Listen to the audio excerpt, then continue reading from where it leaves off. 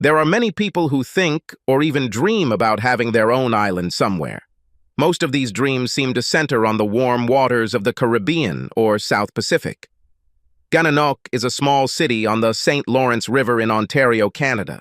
It is located in the so-called Thousand Islands region. Many people, both Canadian and American, live on these livable islands in the region. Not that some of these islands don't compare to islands in the Caribbean or South Pacific, because some of them have real castles. Dollar for dollar, the Thousand Islands rival any other islands in the world. They're just on the St. Lawrence River and not in the tropics. The most popular Thousand Islands story involves the salad dressing of the same name. It looks like the condiment was invented by a local housewife. It was later given as a gift to the owner of a famous New York hotel, who included it on the hotel menu around 1890. However, there is no written evidence of the veracity of this story. I drove a truck for a living. We have shipped to 48 contiguous states and Canada. I worked as a driver for a medium-sized company with about 100 trucks. All drivers had a choice of long-haul, regional, or local transport. Whenever any of us went on a long trip of a week or longer, we had the choice of staying local for a week to spend time with our families or returning for longer trips.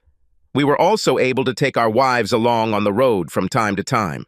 Most trucking companies that cover the entire country and Canada keep their drivers on the road for weeks at a time. There are several professions that are hard on families. Military is probably the worst, followed by shipping and law enforcement. I worked in construction during the summers while in high school, so it was a logical step for me to start working full-time after high school. By the time I was 23, I was a pretty decent carpenter. When I was 19, I met an office clerk at a commercial bakery. Her name was Julie Simpson. My name is Scott Mann. Julie and I got married when we were 21. We were both happy until the banking system and therefore the construction industry suffered serious losses. Julie and I talked and decided I should try driving a truck. They earned decent money, but the biggest disadvantage was the time they had to spend away from home. The company I worked for as a driver announced that they would pay for my truck driving school if I worked for them for a year after getting my license. Julie and I discussed it and decided we would go for it. They accepted me and I went to school. 3 weeks later, I had a Class A CDL. The next week, I was put in a truck with a driving instructor. He was an experienced driver who took guys like me out on the road to really teach us how to drive. It's one thing to drive a truck pulling an empty trailer, but it's quite another when you hitch that truck to a loaded trailer that weighs between 16 and 36 tons. I was scheduled to spend 5 weeks with my instructor, but he convinced the safety department that I was good enough to have my own truck in 4 weeks. I drove around the city for a week, then drove on local roads for a week. Everything worked fine. I arranged for Julie to come into the office on Friday and collect my paycheck. This worked pretty well too. We could have received our checks directly, but Julie liked to receive them herself. I had been with the company for about 9 months and was just finishing up a week of local driving. My dispatcher, Shirley, called me and offered me a pretty good deal. We had cargo heading to Vancouver, Canada, and a return flight to Montreal. Only it wasn't actually in Montreal. It was in Gananoque. The owner of the company recently bought one of the Thousand Islands. He was incredibly young for the owner of a transport company. He couldn't have been more than 6 or 7 years older than me. Shirley told me that there were 2 houses on the island, the main house and the guest house. The owner and his wife wanted to furnish the main house with handcrafted furniture from Vancouver Island. The guest house was furnished. My job, if I wanted it, was to haul the load to Vancouver and then haul the boss's furniture back. It wasn't expected to be ready for another month, but it would be ready when I arrived. So the company's operations department decided to surprise the boss and deliver it early. Now this is the agreement. You can't tell anyone, even to his wife. I'm not saying she'll say anything, but she's coming for your paycheck and might say something to the wrong person. The boss and his wife will be there next weekend. This should be around the time you get there. You get to Vancouver and they load you up so you can come back. Does this sound like something you might be interested in? Before I could answer, she interrupted. Remember, whether you accept it or not, you can't tell anyone anything. Do you promise? I will accept this and promise not to tell anyone. Fine. Now, because you took it, and because I like you, Have you seen that brand new Peterbilt sitting in the yard? Of course I saw it. Well, it's yours. Put your things in it. The cargo you are carrying is in trailer 2353. You can leave in the morning. Call me when you get to Vancouver and be careful. I went home and told Julie I had a trip to the West Coast. She didn't mind because the money was good, but we both didn't like the fact that I would be gone for almost 2 weeks. To make amends, we tried our best that night. Sex with Julie had always been something special. She was ready for anything. Right after I started driving the truck, we took some nude pictures of her so I could take her with me in the truck. I've been to Canada with my truck 4 times. Each time the truck was searched. And I mean searched. The only place they didn't search was the bag hanging from my seat. When I crossed the border for the first time, there were photographs of her in this bag. After that, I left the photos at home when I found out I was going to Canada. The other times I drove, they never grabbed the bag or any other part of my truck, including under the sleeper mattress. I left the photos at home on that trip. It was easy to leave. Crossing the border went as usual. Canadian officials, as always, were courteous but absolutely thorough during the search. I called Shirley. She told me the boss's furniture was ready to ship. They had brought her from the island earlier that day in preparation for my arrival. When I got to my client, it only took him an hour to unload me, and another hour to get to the place where I was going to be loaded. Loading the trailer took well over an hour because they loaded each piece individually, then boxed and secured it. My truck was fully loaded when I headed back east. I returned to the States and headed east on Interstate 90. I returned from Canada to Detroit. The trip from Detroit to Montreal took about 9 hours. I drove to Kingston, parked for the night, and called Shirley. She told me that the boss was on the island and she had a barge ready. I was supposed to go to the commercial loading dock as soon as I could get there in the morning, and they would unload the trailer and transport the furniture to the island. I was there at 6, and loading onto the barge took until almost 10. It took about 45 minutes to reach the island. It was a straight path, but the barge was moving slowly. I went to the guest house to surprise the boss. The island was covered with trees. I only knew the way to the apartment complex from the path. What I assumed was a guest house had a small courtyard attached to it. The main house was not too far from the guest house. He looked huge. I saw the boss in the courtyard of the guest house. I walked over, and he was rubbing something into the naked breasts of a woman who was lying on a chaise lounge. I assumed it was the sunscreen he was putting on, and I also assumed the woman was his wife. As I got closer, I could see that it might have been sunscreen, but it wasn't his wife. It was mine. She was naked. I watched as one of his hands moved lower from her breast and seemed to disappear. I walked up to them and cleared my throat. They both jumped and turned to me. It took them a second or two to realize they were caught. He didn't recognize me because he had never met me before, but she did. I looked at him.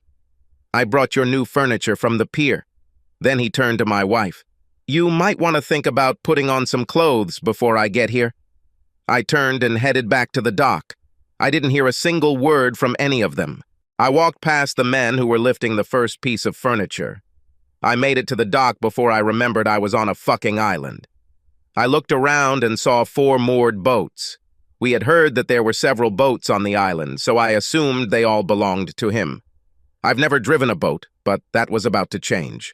I've watched enough TV and movies to know that boats have throttles. Push, and you will go forward. Pull, and the boat will go in reverse. I also knew that the boats don't have a brake pedal, but I'll figure that out later. I looked into the smallest boat, but there was no key in the ignition. There was a board on the wall with what looked like boat keys, with rubber balls attached, so they wouldn't drown if they fell into the water. I grabbed all the keys and jumped into the boat. The key that worked was the second one I tried. I threw the rest into the river, with or without rubber balls. The engine started immediately, but the boat was still tied down. I jumped out, untied the front and back, jumped back into the boat and hit the gas again. The boat turned in reverse and moved away from the pier quite quickly. As soon as I pulled away from the dock, I slammed the gas forward and was thrown back into my seat. The ride back to town only took about 15 minutes. I approached the city pier too quickly and, hitting the pier, damaged the boat. The engine was still running when I jumped out. The boat got a lot of attention as I climbed into the truck, gathered my things, got out, and headed into town. I looked back and saw the boat idling down the river with no one in it. The taxi took me to the city of Kingston and its airport quite quickly. The first plane took off in less than an hour, bound for New York. I bought a ticket. My phone rang and I looked to see it was Julie. She left one message. "Please call me back." I called Shirley. "Good morning, Scott. Did you succeed?" "How long, Shirley?" "How long for what? How long did he sleep with my wife?" "What are you talking about?" "My God. Is she there?" "She is all right." "How long?" "About 3 months. Sorry, Scott. His wife had to be there. Otherwise, I would never have sent you. So you would send me somewhere, knowing that the boss was having sex with my wife. Who else knows, Shirley? There are only 2 of us, Joey and me." "Thank you, Shirley. Thank you very much." "Wait, where are you?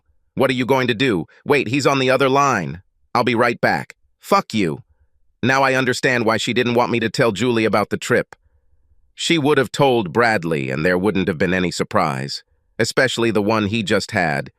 It was a small airport, and I could see everything and everyone coming in and out. I kept looking to see if she or he would show up, but they didn't. The flight didn't take long at all. We have landed. I rented a car and drove 4 hours home. She wasn't there. I couldn't stop thinking about what I was going to do the whole way home. My phone rang again, and she left another message. "Scott, if you're home, I'm on my way. Please don't do anything until I arrive and we can talk. We've never had sex, Scott. We just played a little. Please believe me." Have they never had sex? Jesus Christ. She honestly couldn't think I was stupid enough to believe it. Could she? At our apartment, I loaded my pickup truck with everything I wanted, walked over to the terminal, and calmly got to work. Shirley and Joey were there. After they saw that it was me, not one of them looked at me. "How much money do you owe me, Shirley?" "Scott, Write me a check for everything the company owes me, now." "Sorry, Scott. Mr. Bradley said not to give you anything until he talks to you." "Shirley, you owe me." "Thank you very much. He said you crashed one of his boats." "What else did he say? Was he bragging about entertaining my wife behind my back? Did you 4 have a good laugh at my expense? Julie came here and told you to keep me off the road as long as possible? Write me a check, Shirley, and I won't destroy this whole damn office."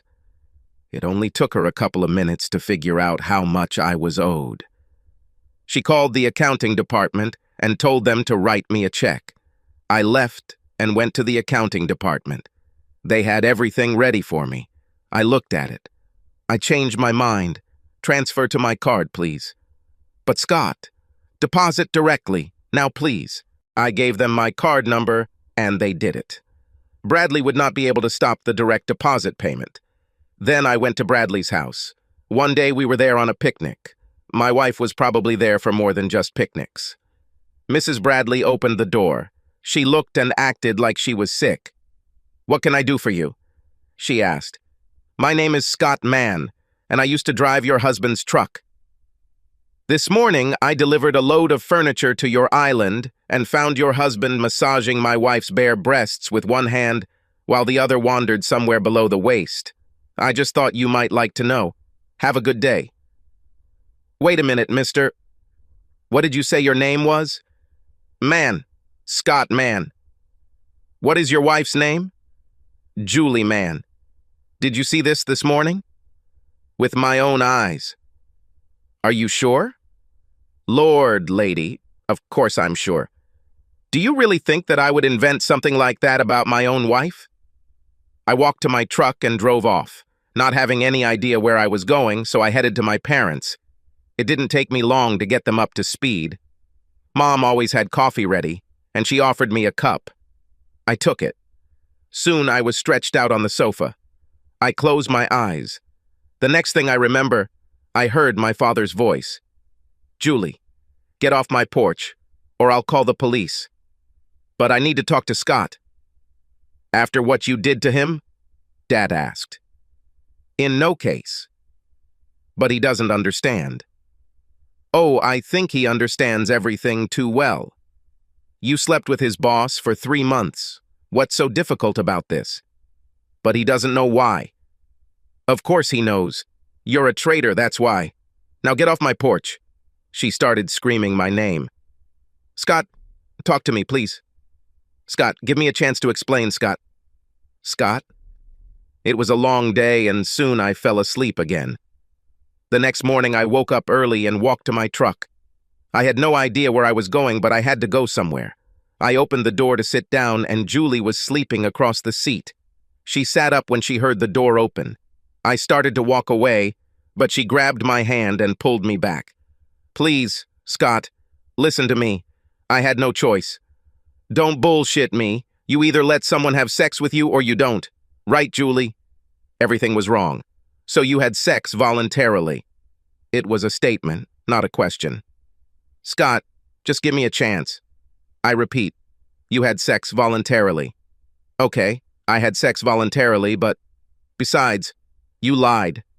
We never had sex. We just played around a little. God, did you really expect me to believe that? Get out of my truck. She didn't budge, so I took her hand and pulled her outside. I was furious and drove off before she could get her ass off the ground. I went to a fast food restaurant in town for breakfast. I ordered one of their breakfast items and went to take a leak while I waited.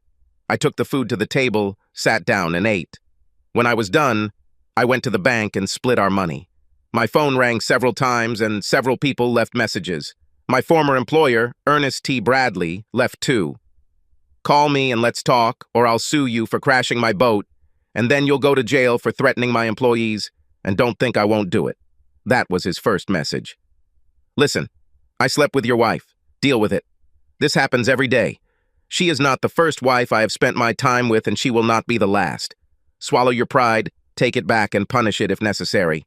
This is what she likes and what she wants, so give it to her. If you don't, maybe I'll keep doing it. Now get your ass back here and drive my truck home, or I'll report you for theft. Besides, you'll have to drive for me for 3 more months to pay for your truck driving school. This was his second message. God, what an asshole. So he was still in Canada. I called his wife to see if I could meet her instead of just rushing to his house like I had done before. She agreed, and I played his messages for her. She had been sick before, but after hearing him, she felt worse. At first I wasn't sure I believed you, but now I do. I'm going to set his ass on fire. May I have a copy of this message? We made a copy for her. What are you going to do with your wife? She asked. Divorce, of course. I just don't know how to approach this. It's simple, she said. Find a good lawyer and hire him. It sounded so simple. I left her house and returned to my parents. They also asked me what I was going to do. I told them the same thing I told Mrs. Bradley. My father, in turn, told me word for word exactly what she told me. They convinced me. So I started looking for a lawyer. Again, I had no idea where to start, so I started with the letters A in the phone book. I got to D before I found my lawyer. David Dennison and I hit it off straight away. His entire family, including himself, were truck drivers until he flipped his car and was paralyzed from the waist down. He graduated from law school in a wheelchair. He was the only member of his family not in the trucking business. But they all knew and respected Ernest T. Bradley. Dennison noted several times Bradley's youth and business acumen. In fact, everyone who knew him respected him. He was famous in society. He sponsored sports teams as well as arts programs and donated to every charity that came his way. Dennison flat refused to believe me when I first told him what I had discovered in Canada. He was on Bradley's side, and I was almost ready to leave and find another lawyer, but I decided to listen to the messages for him. He finally began to believe. Wow, this will shake up the community if it gets out. How do you want to deal with this? As private as possible, or do you want to make a big splash? All I want is to get a divorce as cheap as I can. As far as I understand, this will never make it into the newspapers, but the reason for the divorce will be adultery. If that means it goes all over town, so be it, but there won't be any mental cruelty or lies about irreconcilable differences. She cheated, and it will be recorded. It can be difficult if that message is all you have. Courts these days almost require visual evidence, especially when accusing a man of his stature. Well, let's try it. Fine. We will deliver the documents to her in the next few days. Do you have any idea where she might be? Either at work at the bakery, or at home, or in Canada with him, I guess. Well, of course, we can't submit documents to her in Canada, so we'll try at home or at work. It fits me. You can contact me by mobile or at my parents'. I was tired of living with my parents, so I spent the next few days looking for my own apartment. I found an apartment that wasn't the fanciest or best in town, but it was mine. A week later, Julia was served at work. My father owned a small welding shop. I never had any interest or inclination towards welding, but that started to change. He convinced me to come work for him, just to get me out of my apartment. Both he and my mother thought I spent too much time indoors. I thought about going to work for another transport company, but I wasn't too enthusiastic about it. So I went to a welding shop. My dad had a pickup truck with portable welding equipment, and basically all he did was fix things. Sometimes a client would ask for something special, and my father would prepare it. Julie tried to talk to me several times, but after she was served, everything went through our lawyers. Our first meeting was about a month after she was served. Her lawyer, of course, tried to get the adultery charge thrown out. I categorically refused. Bradley was named in the divorce petition, and Julie desperately didn't want his name to appear anywhere near the divorce suit for adultery. This could ruin his reputation in society. "He doesn't deserve it," she objected. I exploded. "Are you serious? He is a wife-stealing slug and should be told to the public." Julie intervened. "If you had treated your wife better, they wouldn't have been able to steal her." This led to a quarrel between us, which could only be stopped by placing us in separate rooms. After we cooled down and were back in the same room, she again tried to get me to remove his name. "I'm not going to do this, so forget about it.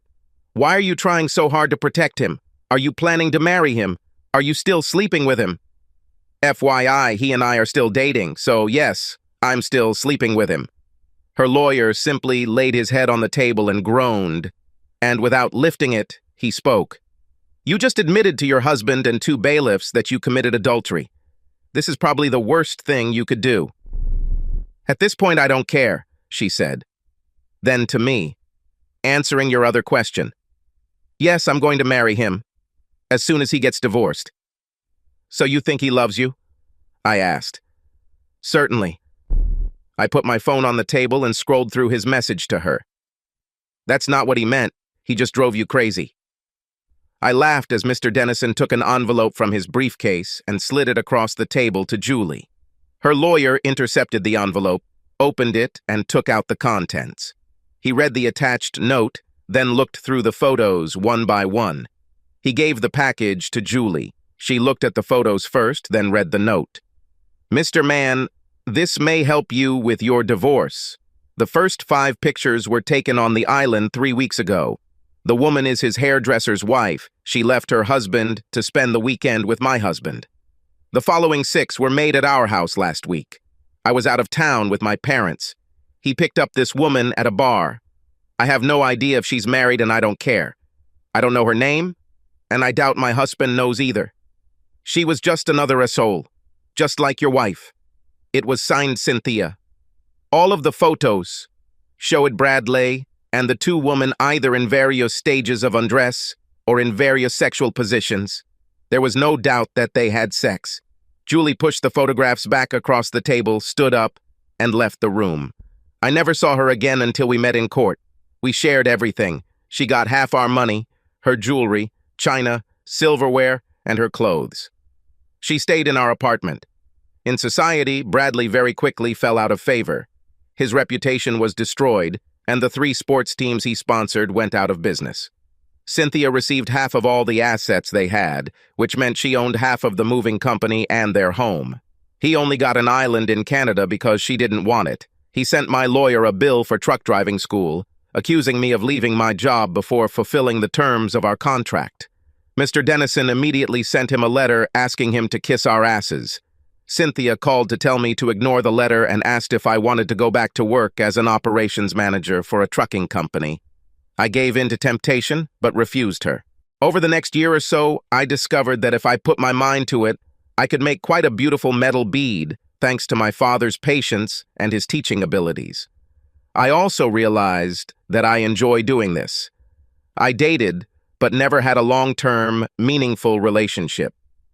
I saw Julie once or twice, and we always said hello to each other. Bradley's trucking business was sold, and I never saw Cynthia again. But I did see Bradley occasionally. I recognized him, but I'm sure he wouldn't recognize me. When I worked for him, I was one of hundreds of drivers, and he only saw us occasionally. While learning to weld, I discovered that I enjoyed working with metal, so in addition to fixing things in the shop and using the truck to do on-site repairs, I began making small items such as weather vanes, small custom gate hinges, and mailbox stands. My father and I rarely worked on weekends, but one Sunday afternoon, I found myself working on a rather ornate weather vane. I was having trouble with its proportions, so I stared at it, hoping a solution would magically appear. I didn't hear the door open or close, but I felt someone's presence, so I looked up. It was Julie. None of us said anything. She stood there for a couple of minutes before pulling up a metal stool and sitting down. "Can we talk?" she asked. "I have nothing to tell you." "Fine. Just listen." She leaned forward. "I don't have a good reason to do what I did. You and I, had a good life. We had enough money, a good apartment, and we loved each other. At least that's what I think. So why, out of the blue, did I decide to sleep with Bradley? The answer is both simple and complex. I could try to blame you and say that you were gone too much, because that was one of the lines he fed me, and after a while I believed it. He also said that you treated me wrong when you were at home, and after a while I believed it too. He said that almost every truck driver found someone to sleep with while they were on the road, and after a while I would imagine you having fun with some waitress at a truck stop or a female truck driver. He also said that truck drivers never made enough money to treat their women right, and after a while I became convinced of this. He was, and probably still is, a smarmy son of a bitch, and I was so trusting. This didn't happen overnight. He worked on me for several months. Shirley then started working on me, telling me how well Bradley could treat me if I let him. She told me that she can monitor your trips, so I never have to worry about you finding out. She also told me that Mrs. Bradley told her that she didn't need sex as often as her husband did, so she allowed him to sleep with select women because it made him a better husband for her. She told me that Mrs. Bradley must have approved of the women he slept with and that she only approved of me because she saw me when I came to collect your checks. Now this lie sounds stupid, but it wasn't so then. Now I know it. I sat and listened. When I thought she had calmed down, I spoke. "Why are you telling me all this now?" "I don't know. I don't think I ever wanted to tell you this. At least not the truth. I didn't want you to know how stupid I was. I always thought I'd make up a story where it was all your fault. And I came up with a few jokes, but I could never tell you about any of them. This afternoon, driving past your store, I saw you here and stopped. I had no idea what I was going to say. Just that I was going to say something if you would let me, but what I said turned out to be true. What did you expect to get from this? Just so you know that none of this was your fault. That these were all my own selfish desires and imaginary situations that he created for me. I also wanted you to know that, whether you believe it or not, I never stopped loving you. This is where I think you're lying. I don't think you can truly love someone and lie to them or cheat on them. You did both. You even wanted to marry him, if I remember correctly. Are you still sleeping with him? I can't explain it any better than I already have, and I can't make you believe me, so I won't even try. And no, I'm not dating him. I haven't seen each other since that day in the lawyer's office when I saw those photographs. She sat for a few more minutes watching me work. I guess I'd better leave. She stood up. Scott? I looked at her. Is there any way to forgive me enough to give me another chance? I shook my head. You know where the exit is. After she left, I didn't accomplish much other than reaffirm my opinion that my ex-boss was a top-notch asshole, and my ex-wife was dumber than a box of rocks. I wondered what would have happened if I hadn't gone to that island to surprise my boss. Would I still drive a truck and get sloppy seconds? I decided that I would rather make weather vanes and go broke. One day we received a flyer for the Renaissance Festival in the mail. I've never heard of the Renaissance Festival. It contained photographs of people participating in jousting tournaments and knights walking around in armor. There were pictures of sellers of armor, swords, knives, costumes, and everything you associate with the Renaissance. It was supposed to be right down the highway in Maryland. And from this flyer, I learned that Maryland has two sports, jousting and lacrosse. I didn't believe that jousting was an official sport in any state, so I looked it up and found that it was true. I decided to go. I spent the whole day there and spent most of the time looking at the sellers' wares and observing the visitors. There was a lot of money floating around the festival circuit, and I realized I could get my share. Several sword and knife makers, as well as gunsmiths, worked on site. I liked the armor and shields. I returned home, did a lot of research, and developed my first shield and sword. I also looked online for Renaissance Festival schedules. I made 5 shields and 7 swords. I took them to the next closest festival I could find. I learned that there were many of them, and they were all over the country. I got there a day early to talk to some of the salespeople. I met one seller who sold what seemed to me to be the highest quality swords and knives. I offered him a deal. I would keep what I had to see if it would sell, and he would get a commission. He hesitated, but agreed. I was planning to spend the night, but there were no rooms available near the festival. This is a sign of how popular they were, so I went home. I rarely trusted strangers, but I had no way of selling them myself. The seller, Teddy Wyckoff, called me Sunday morning and told me that all my items were sold. He sent me a check. I had a new business. In the following weeks, I did even more festival stuff. Teddy wanted 10 swords and 10 shields for the next festival, which was to take place next week. I managed to prepare 4 of each. Meanwhile, I was still helping my father with his business. We received a call asking us to repair our driveway gate. Looks like my daughter's boyfriend drove through the gate instead of waiting for it to open. I was told that alcohol was involved. I walked out and saw a huge gate on the circular driveway. The house outside the gate was huge. I met the owner, Mr. James Jameson. At first, I started turning down jobs because I thought he was too big for us. This gate was almost 3.5 meters high. I decided to try it. All it would cost us is a little time and metal if I messed it up. I spent a good part of the day trying to figure out what tools I would need, then went back to the store to see what we had that I could use. I found a couple of places that I thought might work, so I went back the next day. I had been working for about 2 hours and had actually made some progress when a woman about my age brought me some iced tea. Her name was Hannah, and she lived there. It was her beau who caused the damage. I had my own snacks, but she came out twice with iced tea and stayed to talk each time. It took 2 days of bending, twisting, straightening, and welding, but I fixed the gate. Hannah was there the second day with drinks and a sense of humor. I enjoyed her company. Around the same time, I became interested in armor. They seemed to be popular at festivals, and I was curious about how to make them. How long will it take? How much will it cost to make them? And finally, will we be able to make a profit from them? I was dating a woman I met in the library while doing research. We met at least twice a week and had sex every time we were together. However, this relationship, like others I had, ended after a few weeks. There was a cinema in the shopping center. I rarely went to the movies, but one Friday night I was so bored that I went. Before the lights went out, Hannah came in with her boyfriend.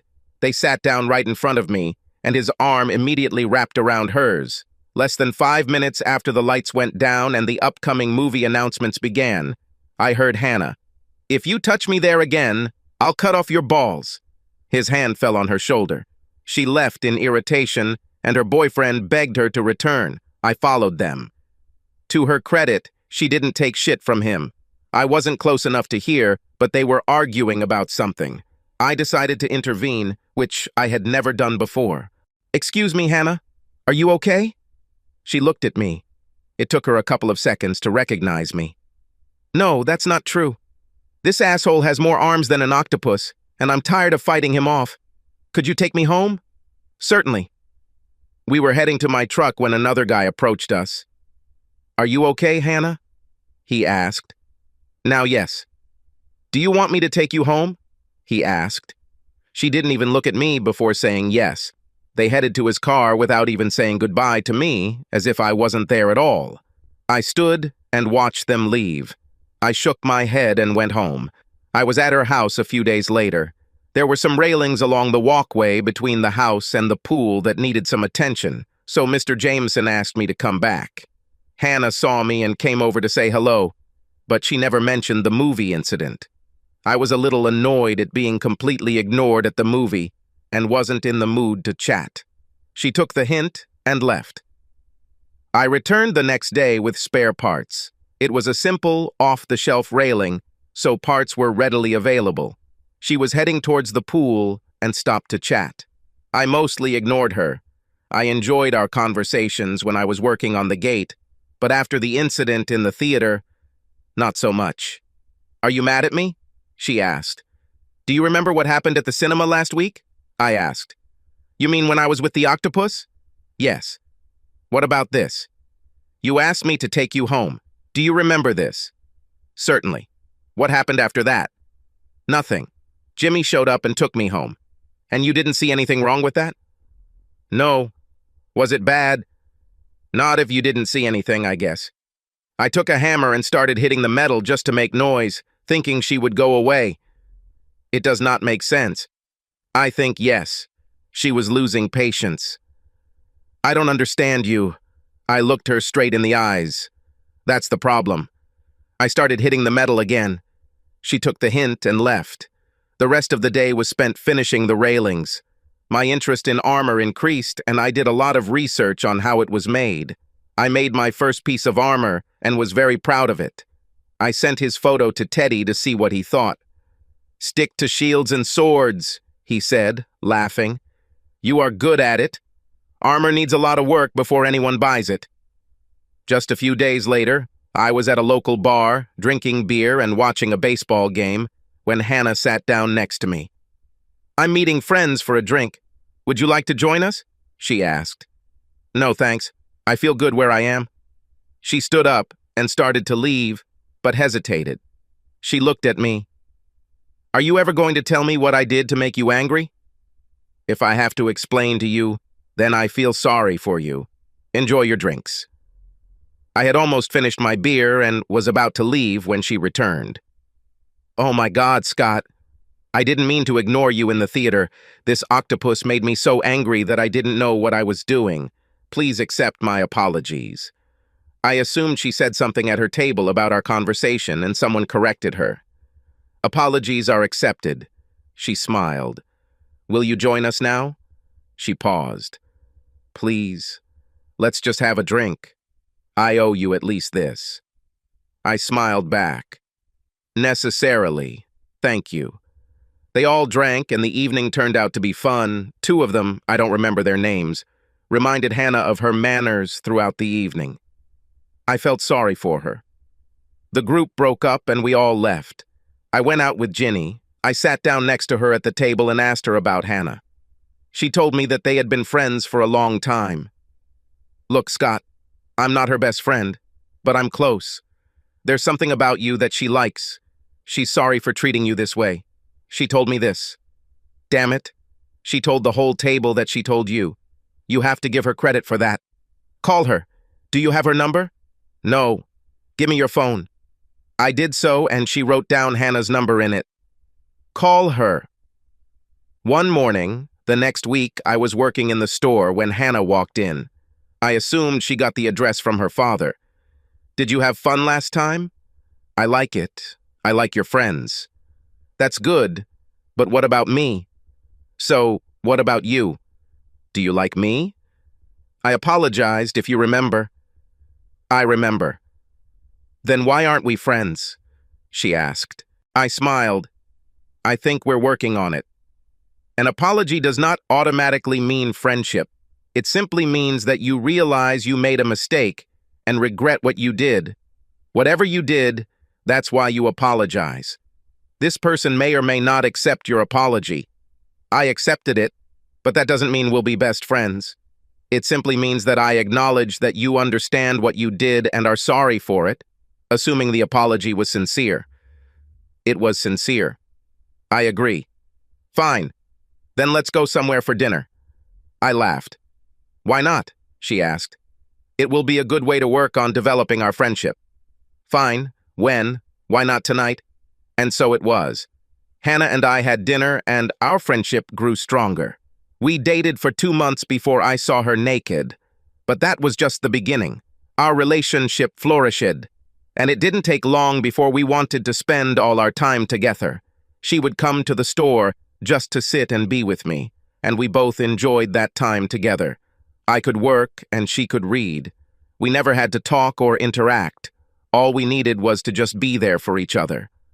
One night during bed talk, I learned that she had only been married for a short time. However, she shocked me when she said that Jonah Jameson was not her real father.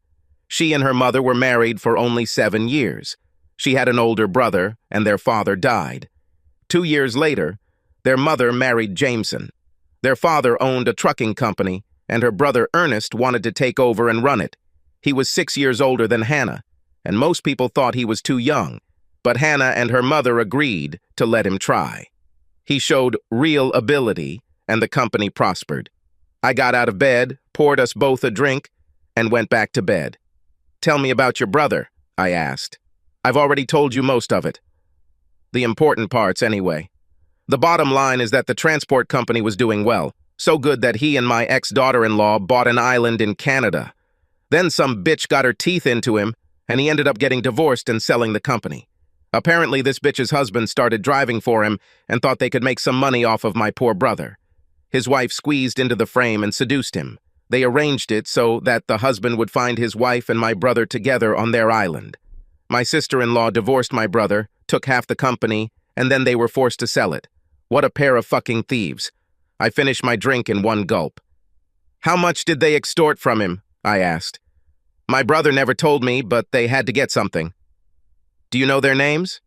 I knew, but I forgot. I decided to tell her what really happened, but I thought that would be the end of our relationship, so I decided to have one last sex first. After we calmed down, I almost talked myself into not telling her who I was, because I had never had better sex than what I had just experienced.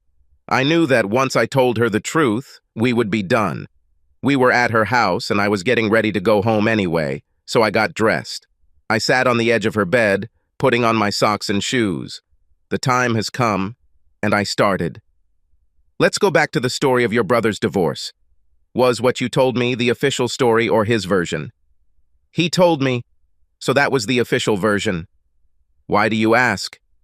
Because everything happened completely wrong? What do you mean? So I told her the real story. About halfway through, she jumped out of bed, still naked, and just watched.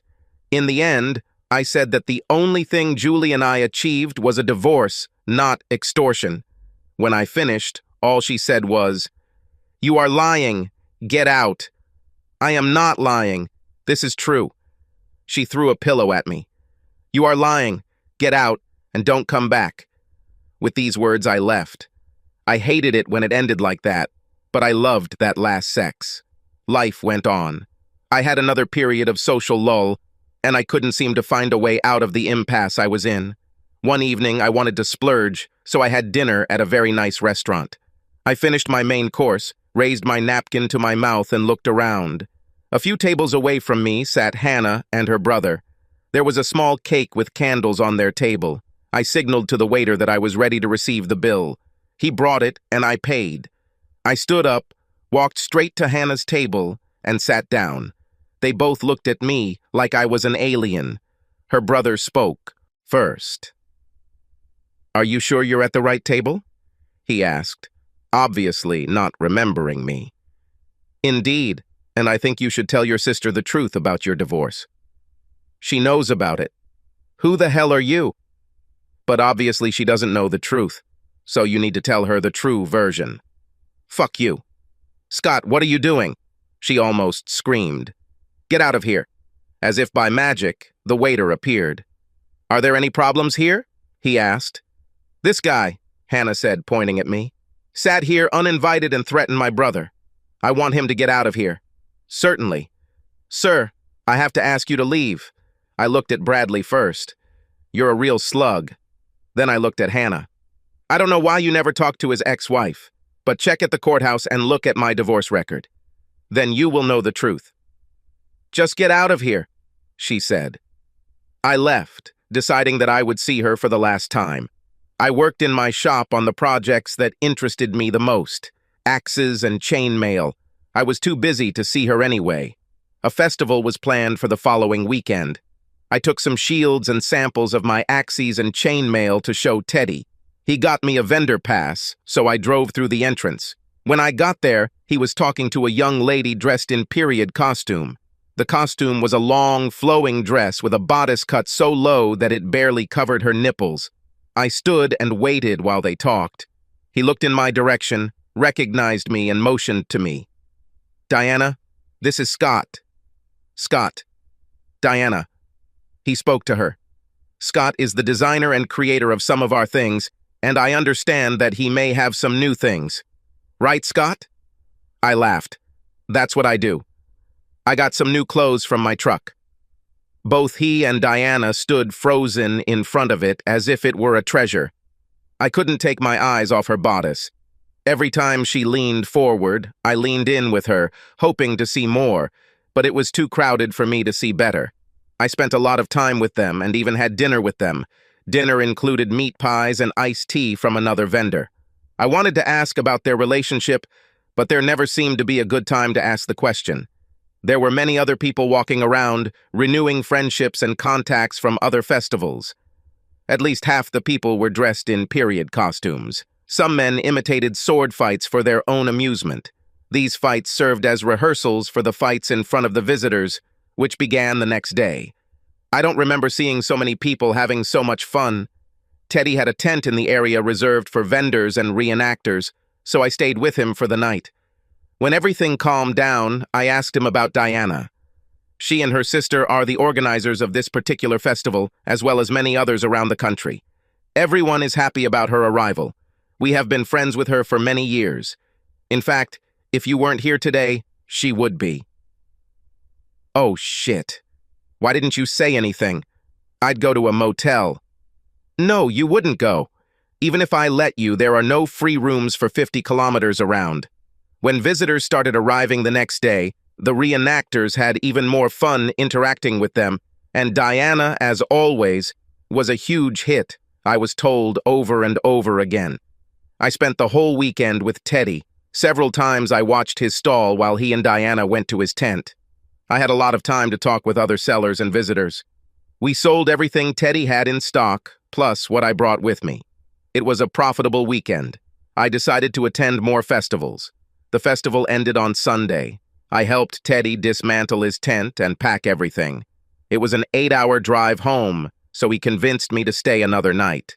Their next festival was 18 hours away. They could begin preparing to open on Wednesday. I didn't think I'd have enough time to make the chainmail, but I told him I'd try. Returning home, I immediately went to the workshop and started working. It was late when I started yawning and realized that I was tired. I barely slept over the weekend. The clock showed that it was almost 2 in the morning when I left. It was about 3 when I returned home. Not even 5 minutes had passed when my doorbell rang. I opened the door and Hannah literally fell into my arms. She smelled of alcohol. 2 policemen stood behind her. Are you Scott Man? Yes. Is she your girlfriend? I know her, but she's not my girlfriend. You are sure? She insists that you are her boyfriend, not even close. The last time I saw her, she called me a liar and kicked me out of her house, so I promise you I'm not her boyfriend. Which was not entirely true. The last time I saw her was in a restaurant, but it wouldn't have mattered to them. Fine. Come on, Tommy, let's get her. Tommy was obviously his partner because he stepped forward and took her hand. Where are you taking her? I asked. Spend the night at the station. No, do not do that. I'll take care of her. You are sure? No, but I can't let her spend the night at the station. I left her dressed and laid her on the only bed I had. Mine. I would have slept on the couch, which was better than the air mattress in Teddy's tent, but I would have preferred my own bed. Instead, there lay a snoring, drunk woman inside. I woke up the next morning and went to work. I hadn't heard anything from her all day and fully expected that she would still be sleeping when I got home. I was wrong. She left and the apartment was spotless. I immediately headed to the shower. I looked for a note or something, but there was nothing there. I worked tirelessly, but was never able to finish a single new piece of mail. Teddy came in and took some shields, swords, and axes that I had stashed. We discussed whether we should hire a couple of people to help us, but we both realized that there were few metal craftsmen. We then discussed the possibility of doing some training, and that's what we decided to do. We placed advertisements in the regular newspaper and in the festival newsletter. It was Friday evening, and I was in the workshop working on inventing a machine that would make chainmail faster than I could do it. There were a couple available on the market, but I thought I could make it better. It was late, and I was tired when there was a knock. It was a very sober Hannah. "Thank you for saving me from the police." I stood there and nodded. I tried to clean up after myself. "Everything was okay?" I nodded again. She couldn't think of anything to say, as we both just stood there looking at each other. "Listen, it's been a long day and I need to get some sleep." I pushed past her to the door, closed it, locked it, and headed to my car. "Good night." I was almost getting into the car when I heard it. "You were right. My brother lied. I'm sorry." I simply waved over my shoulder, got into my car, and drove home. The armor fascinated me. After Teddy criticized the first armor I made, I did a lot of research and made another armor that I used as a model for others. They were labor-intensive, time-consuming, and very challenging, but I loved the challenge. I felt ready to debut with him. I took it to the next festival, and Teddy loved it. We could have sold it several times, but we wanted to use it as a sample of my work. People looked at it, commented, and if they wanted to buy something for themselves, we talked about any changes they wanted to make to their order. My festival life was good and profitable. I bought a trailer and transported my instruments and supplies so I could move from festival to festival. I worked on my products. Sometimes I worked at a stand in front of visitors, sometimes in the private supplier area. I was talking to my father one evening between festivals and expressed surprise at how Renaissance metalwork could be such a success. Who knew that so many people were interested in armor and could afford it? These things weren't cheap. Festival season ended, and I started dating a girl I met at our local car dealership. I was thinking about buying a new truck. My dad's welding truck was old, so I thought we'd install some welding equipment on my truck, sell the old one, and I'd maybe buy a newer, bigger one. She was servicing her car while I admired the new truck sitting outside the showroom. We struck up a conversation and ended up exchanging phone numbers. A week later, we had our first date, then the second, and so on. One evening, I took her home, and she invited me in. We had our second drink, and I sat on her sofa. She stood in front of me and began to unbutton her blouse. "Do you have any objections if I make myself more comfortable?" she asked. "No. If you don't mind me watching and enjoying it," I replied. She grinned. "That's the whole point of the action. I undress while you watch, then you undress while I watch. Then we have sex, hoping it won't end too quickly. Looks like you have everything planned out." "Oh, yeah." Her blouse was off and her skirt was about to fall to the floor. I reached for the waistband of her panties, but she pushed my hands away. "Let me do this. Just watch and enjoy. You like to watch a lady undress, don't you?" "I don't know. I've never looked before." She laughed a deep, throaty laugh. "I hope you have better sex than you lie." Her braid flew off and landed on top of her skirt. "You're pretty confident, aren't you?" "Oh, yes," she said. "It's your turn." I started to unbutton my shirt. "Slow down, Tiger. We have the whole night ahead of us. Let me enjoy watching." I slowed down and she licked her lips. I kicked off my shoes and unbuckled my belt. Then he unzipped his trousers. As I began to pull my pants down my legs, she placed her hands on my hands and knelt down, following my pants to the floor. She stopped when she was on her knees. I looked down and saw her hands resting on her hips. She looked up at me. "What's next?" T-shirt or shorts? She asked. What do you prefer? T-shirt. Save the best for last. I took off my T-shirt and threw it on the floor. She picked it up and brought it to her nose. God, I love the smell of men, she said. I left for my home around 3 in the morning. The whole way home I was comparing her to Hannah and the last time she and I had sex, and couldn't decide who was better. This relationship lasted a good 4 months before we broke up. My phone reminded me that I'd been ignoring him all evening and there were messages for me. 3 from Hannah. Scott, please call me when you receive this message. I don't care what time it is. Please. I took her word for it. She answered after 2 rings. Hello, Scott. Her voice was a little tipsy. I woke you up? I think I dozed it off. I tried to stay awake, waiting for your call. Fine. I called.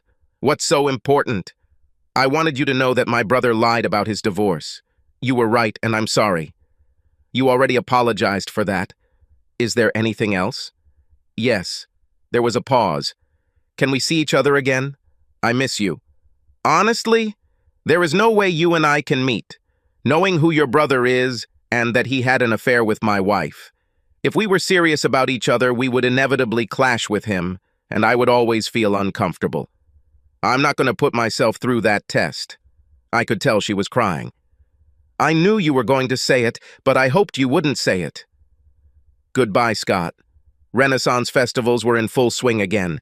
I negotiated my passes, bought a tent and some camping gear, and hit the road. I spent most of my time helping Teddy at his stand.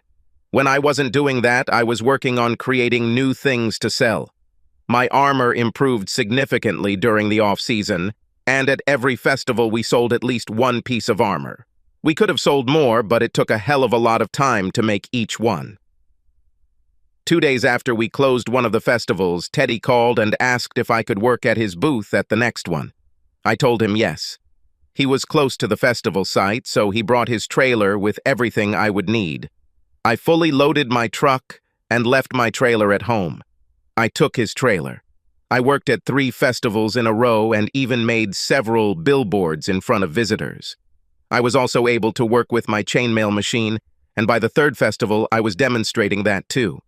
The next festival I was planning to attend was near Philadelphia and would last 11 days. It was one of the largest in the country. They usually lasted from Thursday to Sunday, but this one started on Thursday, continued through the weekend, the next week, and the weekend after. I spent 2 weeks at home working on the material for it, and mainly on the armor. My father became an expert in shields, axes, and swords. I worked late every night. Late one night, my doorbell rang. I opened it, and a very drunk Hannah fell into my arms. "Is this your girlfriend?" asked one of the 2 policemen who were with her. "If it keeps her off camera tonight, I guess so." I half-carried, half-dragged her to my bedroom and just threw her on the bed. I showered, shaved, put on pajamas, and took my clothes for the next day in case she repeated her behavior and puked all over. The next morning I looked in on Hannah, who was still sleeping. I was trying to decide whether to stay and try to talk to her or just forget about it. I went to work. That evening when I returned home, the house was perfect again. She even cleaned my kitchen. In the bathroom, my toothbrush and toothpaste weren't where they usually were, so I put them where they were supposed to be. The toothbrush was wet, as was the washcloth on the sink. I took the enchilada out of the freezer and put it in the microwave. I had dinner, but never tried it. The next morning, I left for a festival in Philadelphia. I took with me all the material that I had for shields and chainmail. I planned to do a lot of demonstrations. The first day was amazing, and things got even better from there. On the first Sunday, a crowd of spectators watched me almost all day. Teddy and I were both exhausted when the festival closed for the day. Evenings in the vendor area have always been the hub of the party scene. There they cooked food, played music, drank alcohol, rehearsed sword fights, repaired or tried on armor, looked after horses, and had sex. It wasn't unusual to walk past a tent and hear the sounds of sex, or to walk past a camper or camper van and watch it rock. I sat outside my tent after things had calmed down and thought how nice it would be if I had someone in my tent to snuggle with. Hannah was probably free, but I just couldn't bring myself to call her. Monday's crowds were hardly crowded, but foot traffic was steady. No attendance records were broken that day.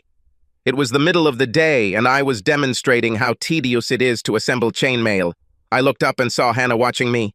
I continued my demonstration and asked those who were watching me to ask questions. There were none, and people simply dispersed. Hannah was standing there. "Do you like doing this?" she asked. "Yes, I like it," I replied. "You're doing well." She walked away and disappeared into the crowd. I never saw her until the end of the show. My parents arrived on Wednesday and brought more shields and axes. I showed them around, and they didn't seem happy with what I was doing.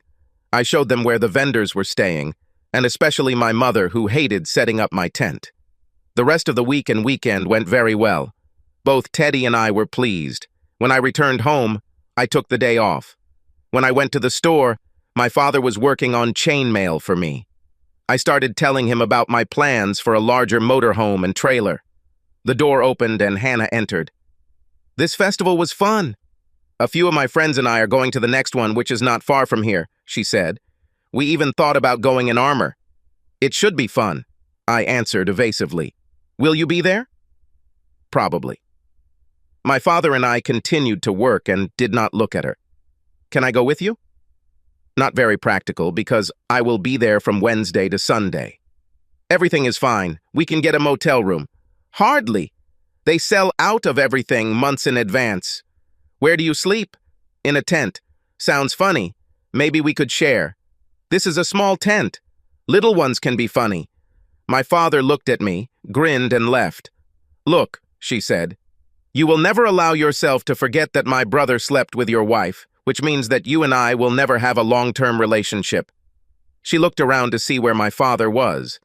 "But that doesn't mean we can't be fuck buddies, right? We enjoy sex with each other, don't we?" I agreed. "So why not use each other? You can date whoever you want, but if you don't have sex, I can fix it. How does this sound?" I looked at her. "You're the best thing I've ever had. I've said it once, and I'll say it again.